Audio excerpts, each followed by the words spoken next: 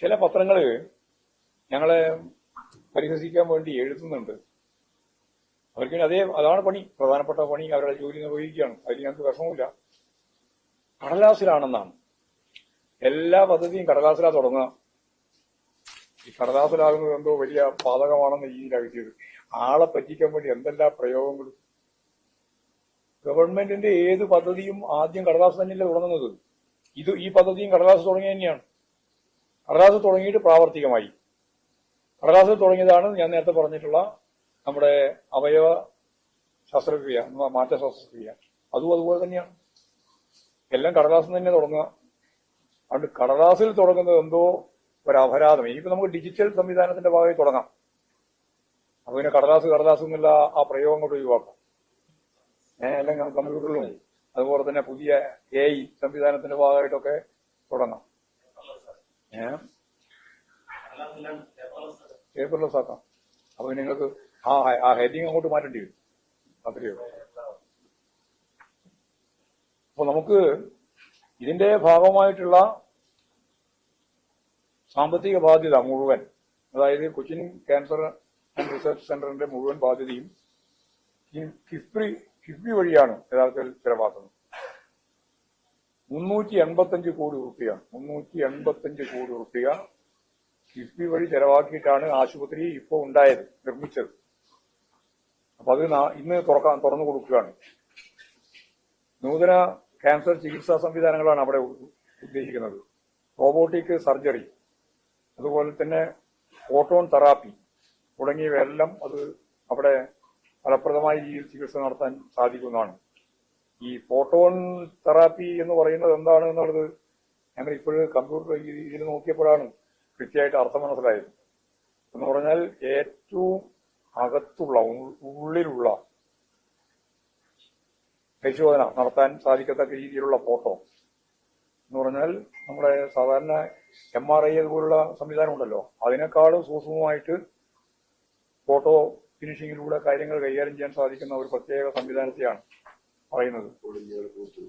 Tumour ഒളിഞ്ഞു കിടക്കുന്ന ട്യൂമറിനൊക്കെ കണ്ടെത്താൻ കഴിയുന്ന രീതിയിലുള്ള, അതിപ്പോഴും നമ്മുടെ ഇവിടെയൊന്നും ഇല്ല. അത്തരത്തിലുള്ള സംവിധാനം ഉൾപ്പെടെ ചേർത്തുകൊണ്ടാണ് നമ്മളിത് ഉദ്ഘാടനം ചെയ്യാൻ പോകുന്നത്.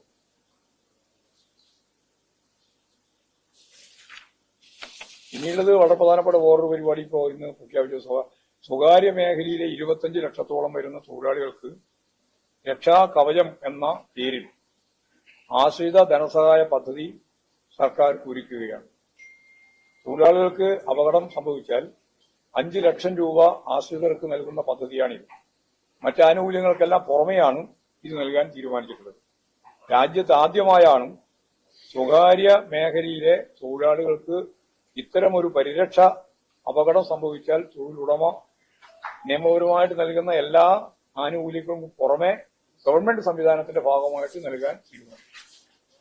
ഈ കാര്യങ്ങളാണ് പൊതുവായിട്ട് പറയാൻ.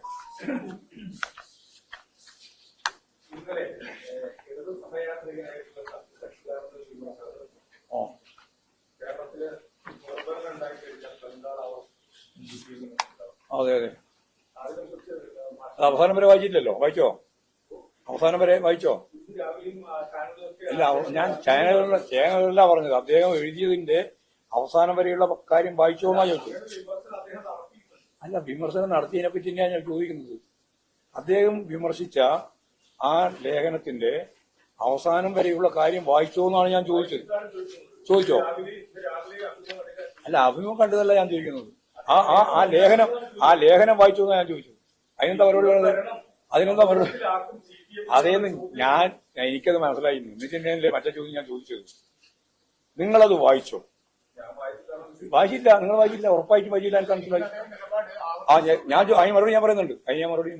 മറുപടി പറഞ്ഞിട്ട് പറയാം. അതായത് അദ്ദേഹത്തിന്റെ ഒരു അഭിപ്രായം അദ്ദേഹം പറഞ്ഞു. കാരണം തുടർച്ചയായിട്ട് ഇങ്ങനെ ഗവൺമെന്റ് വന്നു കഴിഞ്ഞാൽ നമ്മുടെ കേഡർമാർ ഉൾപ്പെടെയുള്ളവരെല്ലാം വേണ്ടത്ര ജാഗ്രത കുറവോടുകൂടിയാണ് പ്രവർത്തിക്കുക. അപ്പോൾ ജാഗ്രത കുറവ് വരുമെന്നൊക്കെയാണ് അദ്ദേഹം സൂചിപ്പിച്ചത്. അത് അദ്ദേഹത്തിന്റെ ആശയമാണത്. ഈ ആശയമുള്ള ചില ആളുകളൊക്കെ ഉണ്ടാവും. അതിന്റെ അർത്ഥം ഈ ഗവൺമെന്റ് വേണ്ടാന്നല്ലോ, തുടരണ്ടെന്നുമല്ല.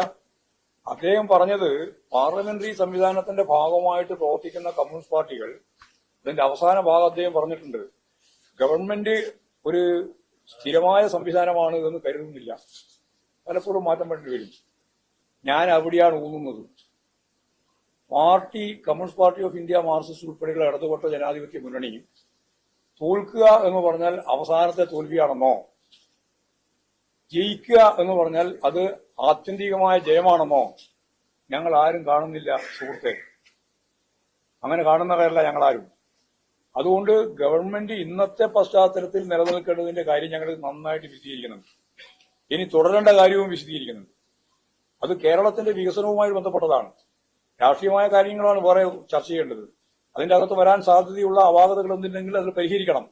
അങ്ങനെ പരിഹരിച്ച് മുമ്പോട്ടേക്ക് പോകണം എന്നുള്ളതിന്റെ സൂചന തന്നെയാണ് ആ ലേഖനം ഉടനീളം വായിച്ചാൽ മനസ്സിലാകുക. അതുകൊണ്ടാണ് ഞാൻ ചോദിച്ചത്, നിങ്ങളത് ലേഖനം വായിച്ചോ എന്ന് ചോദിച്ചത്. അതുകൊണ്ടാണ് ആ ലേഖനം മുഴുവൻ വായിച്ചാൽ നല്ല ജാഗ്രതയോടുകൂടി തന്നെ പ്രവർത്തിക്കേണ്ടെന്ന കമ്മ്യൂണിസ്റ്റ് പാർട്ടിയെ സംബന്ധിച്ചും ഇടതുപക്ഷത്തെ സംബന്ധിച്ചുമാണ് അദ്ദേഹം സൂചന നൽകിയിട്ടുള്ളത്. അതിന്റെ ഭാഗമായിട്ടാണ് ഈ പരാജയത്തിന്റെയും വിജയത്തിന്റെയും കാര്യം കൂടി ചൂണ്ടിക്കാണിച്ചത്. അതുകൊണ്ടാണ് ഞാൻ ഈ കാര്യം ഇങ്ങനെ വിശദീകരിച്ചത്.